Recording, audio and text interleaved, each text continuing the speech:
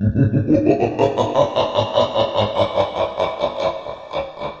पुरसुकून कस्बे में एक सरसब्ज शादाब बागीचे के दरमियान अहमद का घर था। वो अपनी बीवी सना और 12 साला बेटी हना के साथ बहुत खुश थे। सना एक हाउसवाइफ थी जिन्हें मसूरी का बहुत शौक था। घर की तमाम जिम्मेदारियां वो खुद संभालती थी। घर के कामकाज में उनकी मदद के लिए एक मुअम्मर खातून फातिमा आया करती थी। फातिमा की उम्र 55 साल के करीब थी और वो गांव की ही रहने वाली थी। लेकिन फातिमा के रवैये में एक अजीब सा कर्ब था। वो हमेशा माजी की किसी गहरी खाई में गुम सी रहती थी। काम में उनका दिल नहीं लगता था। वो बर्तन धोते धोते खड़े खड़े सोच में गुम हो जाती। कपड़े इस्त्री करते करते रुक जाती। अक्सर चीज़ें रख कर भूल जाती। एक दिन सना ने उन्हें डांटा भी। फातिमा खाला, आपका ध्यान काम में नहीं रहता, क्या मसला है? फातिमा ने सिर्फ इतना कहा, कुछ नहीं बेटा, बस उम्र का असर है। लेकिन उनकी आंखों में छुपा दुख कुछ और ही कह रहा था। फिर एक दिन वो वाकया पेश आया जिसने सब कुछ बदल कर रख दिया। फातिमा बावर्ची खाने में चाय के नए सेट के गिलास धो रही थी कि एक खूबसूरत सा कटोरा उनके हाथ से फिसलकर फर्श पर आ गिरा और चकनाचूर हो गया। ये देखकर सना गुस्से से भड़क उठी। ये क्या कर दिया आपने? ये सेट तो मेरे मेके से आया था। आप हर दिन कुछ न कुछ तोड़ती ही रहती हैं। फातिमा ने माफी मांगी। मैंने हाथे से छोड़ दिया बेटा, मुझे माफ कर दो। लेकिन सना के गुस्से ने उन्हें अंधा कर दिया था।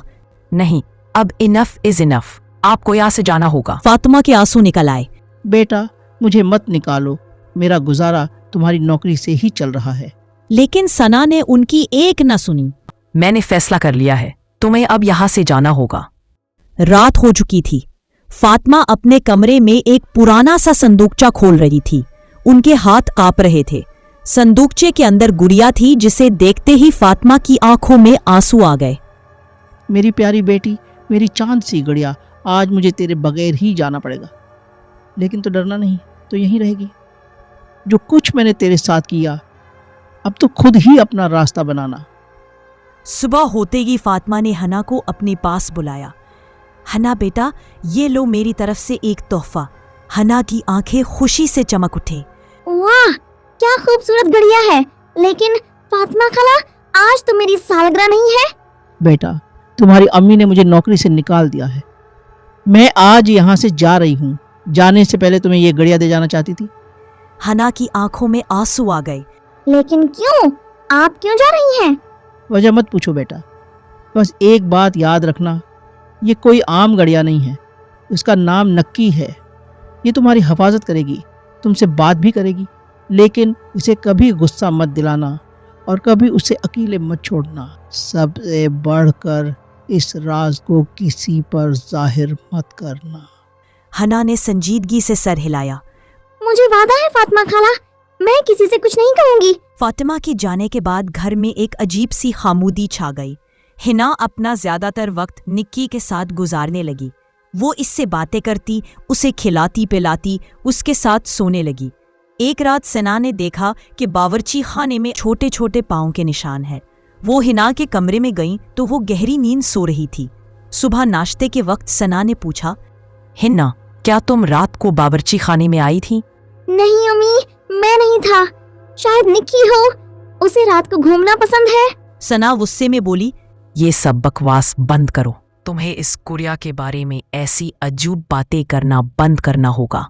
इसी हफ्ते के आखिर में खानदान ने सैर के लिए जाने का फैसला किया। हिना ने निक्की को साथ लेने की जिद की, लेकिन सना ने मना कर दिया।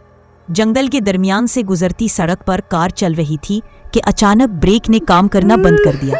कार दरख्त से जा टकराई। खुशकिस्मती से सब महफूज रहे। हिना रोहान सा होकर बोली, देखा, मैंने कहा था निक्की को साथ ले चलें, आपने उसे नाराज कर दिया है। सना ने डांटा। खामोश रहो हिन्ना, तुम्हें हर बात में इस गुड़िया का नाम लेना बंद करना होगा। घर वापसी पर सब ने आराम किया। सना अपनी अधूरी पेंटिंग मुकम्मल करने बैठी। जब वो कमरे से ब्रश लेने गई तो वापस आकर देखा कि कोई नामालूम हाथ ने सुर्ख रंग से पूरी पेंटिंग बिगाड़ दी थी। गुस्से में सना हना के कमरे में पहुंची तो दरवाजे के बाहर से उन्हें दो आवाजें सुनाई दी। दरवाजा खोला तो हना अकेले खड़ी थी। अम्मी, मैं निक्की से बात कर रही थी। ये तुम्हारी ये बेतकी बातें मैं अब बर्दाश्त नहीं कर सकती हिन्ना। अगले दिन घर में नई मुलाजमा शानिया आई। वो हना के कमरे की सफाई कर रही थी कि इसकी नजर कुर्सी पर रखी गुड़िया पर पड़ी। अरे वाह, क्या बेकार सी गुड़िया है। इस काम की जब वो सीढ़ियां उतर रही थी तो उसे महसूस हुआ कोई उसके पीछे खड़ा है। मुड़कर देखा तो वही गुड़िया सीढ़ियों के ऊपर खड़ी थी। शानिया की चीख गले ही में रह गई। अगले ही लम्हे गुड़िया ने उसे धक्का देकर सीढ़ियों से गिरा दिया। अस्पताल से वापस आकर सना ने अहमद, वो गुड़िया है, वो ही सब कुछ कर रही है।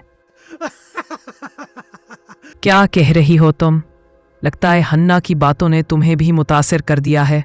लेकिन अगली सुबह जब सना बाथरूम में दाखिल हुई तो आईने पर सुर्ख रंग से लिखा था, मैं तुम्हें मार डालूंगी। सना की चीख सुनकर अहमद दौड़ा आया। लाइट्स जल्ब होने लगी। हर बार रोशनी वापस आती तो आईने में वो गुड़िया या कोई छोटी सी लड़की नजर आती। अब अहमद का यकीन हो गया कि सना झूठ नहीं बोल रही थी। जल्दी चलो यहाँ से। वो भागने लगे तो गुड़िया चाकू लिए उनके सामने आ खड़ी हुई। अब तुम दोनों नहीं बच सकते, तुम्हें मरना होगा। हिना अपने कमरे से बाहर आई।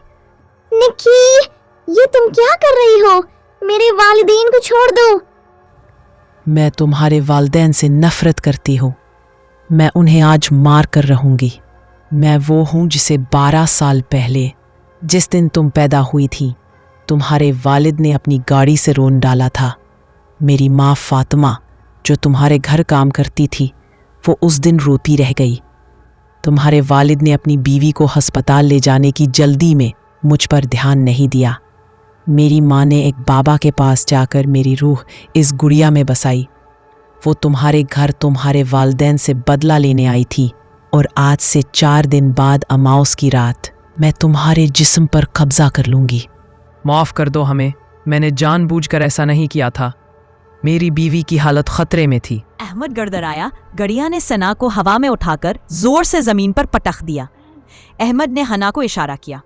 बावर्ची खाने से मिट्टी का तेल ले आओ, इस पर डालकर आग लगा दो, तभी यह खत्म होगी। हना तेल लेकर भागी, लेकिन गड़िया ने उसे दीवार से जा मारा।